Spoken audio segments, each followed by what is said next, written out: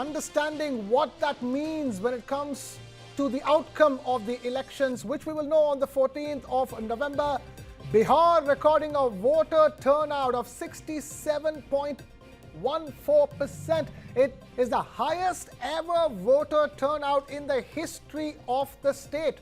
The highest voter turnout in Bihar in the second phase has been seen in Kishanganj with over 70%, 72% voting, bumper voting in the second phase of the Bihar elections, coming on the back of a 65% polling in the first phase. Put together, this is the highest ever voter turnout in the history of the state. Kishanganj recording 76.26% and 122 seats going to polls in the second phase, and the polling coming to a close. We're all eagerly awaiting the data from the exit polls, but for now let's try to understand what this means. We are looking at unprecedented voting in the Bihar elections. Nobody expected these kind of numbers. As of 5 p.m.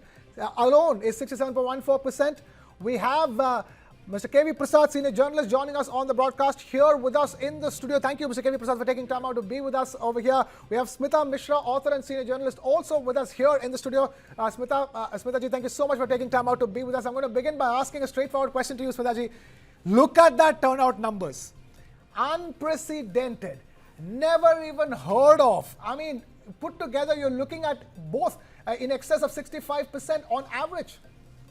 Yes, and that's why I would say, we have to wait to see who wins, whether Nitish Kumar comes back as Chief Minister of Bihar, or it is the challenger Tejasvi Yadav and his allies who will come into government. But even before we come to the 14th of November, which will be a big day, I think the voters of Bihar have already won.